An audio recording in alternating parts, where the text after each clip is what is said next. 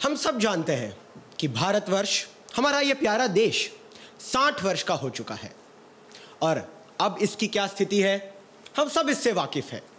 लेकिन क्या कभी किसी ने सोचा है कि जब भारतवर्ष, यही हमारा प्यारा भारत देश 120 साल का हो जाएगा, अर्थात जब 120 वर्ष का हो जाएगा, तो क्या स्थिति रहेगी? एक कविता के माध्यम से। 60 साल के होने पर तो जवानी आती है। अच्छा। 60 साल के होने पर तो जवानी आती है। दोस्तों, जीवन में इसी उम्र पर तो मिठास आती है। सही बात है, क्या बात है।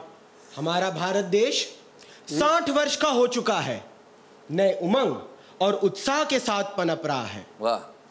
हमारा भारत देश वृद्ध होकर कैसा रहेगा? हमारा भारत देश वृद्ध होकर कैसा रहेगा? अरे इसका तो कोई हिसाब ही नहीं बचेगा। संस्कृति, सबसे महत्वपूर्ण चीज जिसका हम गर्व महसूस करते हैं। संस्कृति में आ जाएगी तब्दीली, संस्कृति में आ जाएगी तब्दीली। बचे कुचे कुर्ते खिसक जाएंगे, उनके स्थान पर न जाने क्या वस्त्र आवृत हो जाएंगे। वाह वाह वाह, बहुत अच्छे, बहुत बढ़िया। उनके स्थान पर न जाने क्या वस्त्र आवृत हो जाएंगे। बहुत अच्छे। जीन्स के ऊपर आ जाएगा कुर्ता, और फरमाइएगा कि जीन्स के ऊपर आ जाएगा कुर्ता, टॉप तो निकाल ही देगा दुपट्टा। बहुत बढ़िया। फिल्म और सीरियल जिसे हम इतना मनपसंद करते हैं और देखते हैं जी, फिल्मों और सीरियलों की कहानियां वही रहेंगी। फिल्मों और सीरियलों की कहानियां वही रहेंगी। सास बहू निरंतर झगड़ा करती ही रहेंगी। यानी 120 साल बाद भी ये नहीं बदलेगा। बहुत अच्छे, बहुत बढ़िया। विद्यार्थी, अब लीजिए विद्यार्थियों की बात कि विद्यार्थियों का क्या होगा ये तो बताना कठिन है। विद्यार्थियों का क्या होगा ये तो बताना कठिन है। मेरा मैं खुद नहीं जानता तो बाकियों का बताना तो खाक मुमकिन है। भाई बहुत अच्छे, बहुत बढ़िया। अब बात करते हैं उन लोगों की, अर्थात नेता, कि जिसकी हम प्रशंसा भी करते हैं, निंदा भी करते हैं, लेकिन आखिर में वो टो नहीं देते हैं। क्या बात है।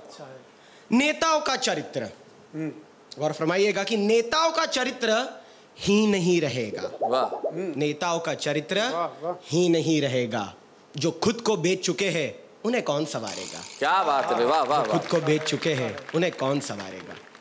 राशन की लाइन में, वाहनों की भीड़ में, राशन की लाइन में, वाहनों की भीड़ में आम आदमी पिस जाएगा। कि आम आदमी पिस जाएगा।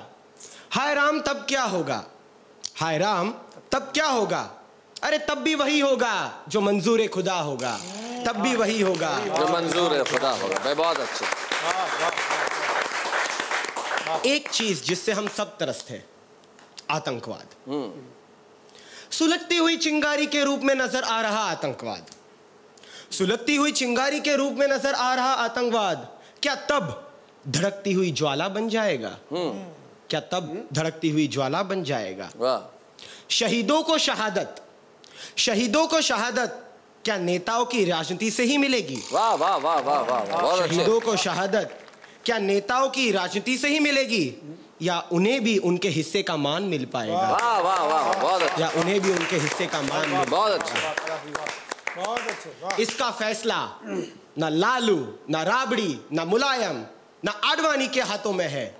इसका फैसला तो सिर्फ देश की जवानी के हाथों में है। क्या बात। देश की जवानी। बहुत अच्छा, बहुत बढ़िया, बहुत अच्छे। इसका फैसला कि इस देश का हश्र क्या होगा किसी के हाथ में नहीं है। इसका फैसला निश्चित रूप से देश की जवानी के हाथों में। और जब देश की जवानी कलम उठा लेती है तो मुझे बिल्कुल विश्वास है कि इस देश का कुछ भी नहीं हो सकता, मतलब कुछ बिगड़ नहीं सकता। जब देश की जवानी इस तरह से प्रखर लिखती रहेगी, अच्छा लिखती रहेगी, लिखने की शुरुआत करेगी, तो फिर सचमुच इस देश का कोई बिगाड़ नहीं सकता। लेकिन 60 साल हो जाए, चाहे 120 साल हो जाए, कृष्ण बिहारी नूर एक बहुत बड़े शायर हुए।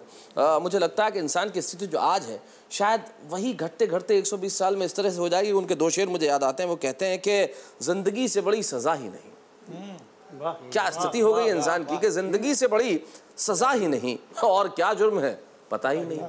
जिंदगी से बड़ी सजा ही नहीं और क्या जुर्म है पता ही नहीं। इतने हिस्सों में बट गया हूं मैं कि अपने हिस्से में कुछ बचा ही नहीं।